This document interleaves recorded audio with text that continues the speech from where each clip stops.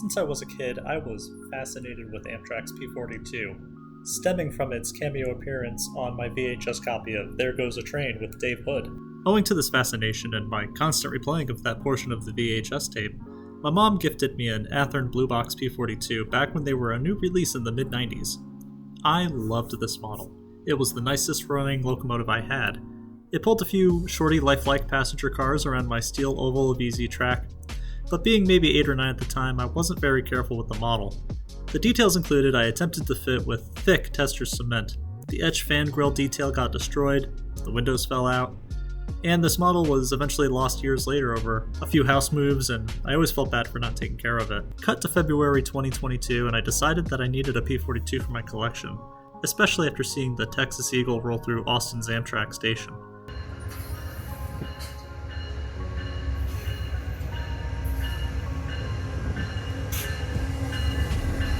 I wanted a model to add extra details too, a new project, like my Broadway Limited Mikado or the River Rossi Big Boy, except a modern diesel and one that I really like. I decided to go with the nicest blue box model for the cheapest I could find on eBay, which ended up being a dummy model with no motor for about $30. It had all the details with nothing fitted, and the shell was fairly clean.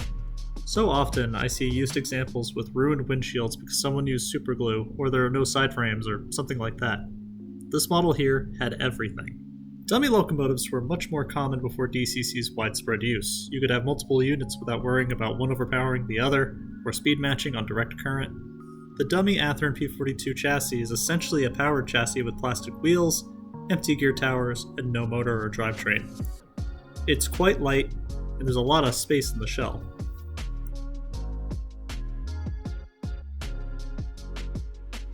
This one came with plastic knuckle couplers. Those are going to get replaced. The etched fan grille, I will be much more careful with this one. The windshield and windows, I'll have to figure out how to add that black gasket around the edges. But it's all here and untouched. This is the perfect starting point for a super detailing project. My first step was to take care of the handrails. These were primed with Tamiya primer and painted after being mounted on a piece of styrene for support. Some painter's tape held the railings onto the scrap piece, and also kept the paint from getting onto the ends which would be going into the shell's pre-drilled mounting holes. Next I went about tackling the windows. I wanted to add the black gasket that goes around the window frames, and for that I used a black paint pen to carefully add to the edges. It was tedious, but it really looks the part. I did the same for the front headlight glass. I used a fine brush and painted the fuel caps on the sides in red, and I also added the exhaust stack and fan grille at this point.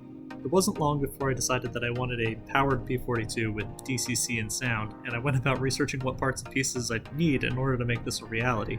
Powered trucks, a drivetrain, metal wheels, a motor, a motherboard, LEDs, and a speaker. It probably would have been cheaper just to buy a Kato or current Athearn P42 with all the bells and whistles already, but that would defeat the purpose of this project. I was lucky enough to find a pair of powered P42 trucks with metal wheels on eBay for another $30. A set of newer worm gears for the gear towers was also purchased from Athearn themselves. These would be used in conjunction with the Kato 956010 motor with hex-drive flywheels and the old-style motor mount, and a hex-drive train from Aero Hobbies that can be cut to the correct length.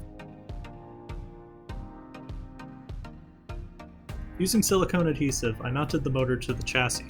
I soldered wires to the metal sides of the trucks, being careful not to melt the plastic gear tower. These pick up current from one rail, and the metal coming up over the gear towers picks up from the other side. These wires were then soldered to a corresponding wire on a TCS WOWDiesel 101 diesel decoder I had. This decoder was originally slated for another project, but didn't work out, so I figured I could try it here.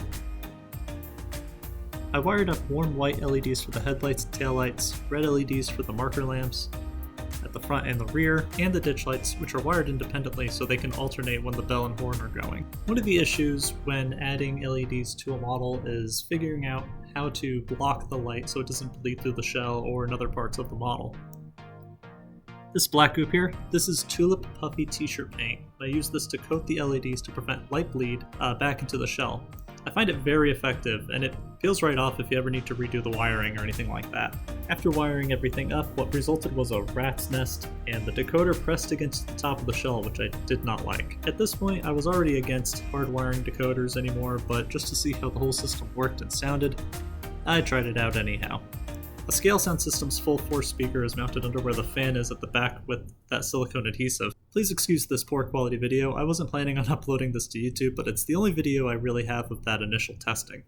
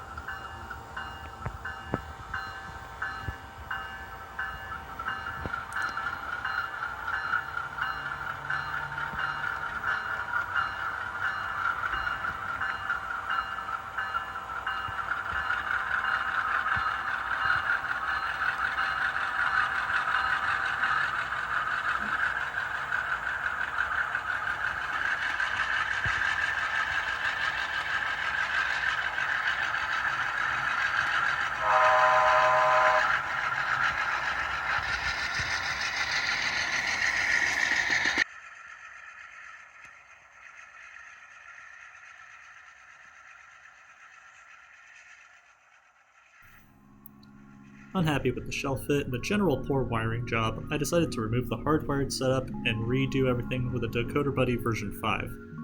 This now sits on top of the motor using mounting foam adhesive.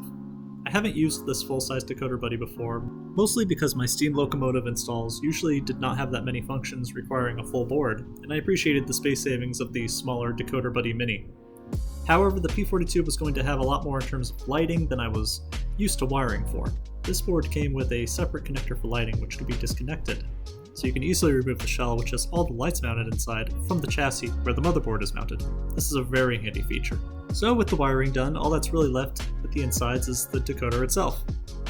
Originally I was going to go with TCS's WOWDiesel 21-pin decoder for this project. I figured I really liked how it sounded and how it performed with the hardwired setup, so why not just stick with that? But since thinking about it for a while and looking at videos and comparing the two, I've decided to go with a Loksound in this case. Unfortunately, it's not here yet, so I don't have anything to show off with its performance or the way it sounds yet. Look for that in a future video. I'll do a little update. So that just about covers the insides. For the shell, there's not actually too many details on the top side. I went with the Details West detailing kit for the P42, which actually has more details for the bare chassis underside, including the pipework, the bells, brackets, side frame details. These details are made of a soft metal, so care must be taken when filing down the excess flash. The instructions say to drill holes into the chassis to mount the piping and details, but I don't have a drill bit tough enough and small enough to do this. I use some epoxy instead, but if you handle the model too roughly, the parts will definitely bend and break. The original iron wheels were swapped over for newer Athearn nickel-silver 40-inch wheels. According to Wikipedia, the P42 has 40-inch diameter wheels, but the original wheels on the powered trucks I have are larger, probably closer to 42 inches. As a result, the locomotive sits a little lower, and because of this, the couplers are also a little too low. I swapped the rear coupler with an undershank Kadee, and the front, of course, has a scale head with the trip pin cut for aesthetic purposes. Before I fitted the side frames back onto the trucks, I used a brown paint pen to fill in the wheels with a brown paint, and then used some light brown and red soft pastels scraped into a powder to dust the wheels while the paint was wet.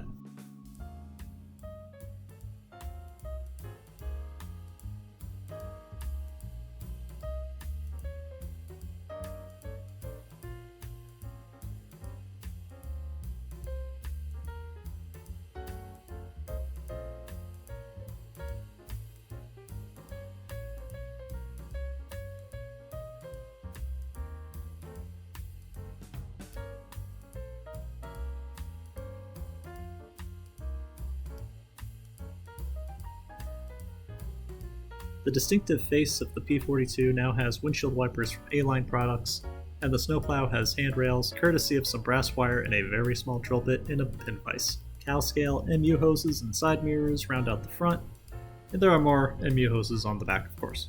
I absolutely adore this model and I love how it has come out, and I like to think that this was me making up for not taking care of that model when I was a kid. I don't have anything for it to pull yet, and it doesn't have its ESU Loksound 5 yet to be installed, but I'm very happy with the details, and I was so excited to finally finish this that I wanted to show off what I had done. So besides the decoder, the only thing that it really needs, besides weathering, is a cab interior. It looks like there is a cab interior piece that I could probably buy and modify a little bit to fit here from Shapeways, so I'll probably do that next month. It'll also need a crew, and once that's done, something to pull. Maybe a few Phase 3 passenger cars. I know Walthers has some mainline passenger cars that look like they'd be a good fit behind this thing. And yeah, I love blue box models. I don't have many. This is really the only one I have that is currently running,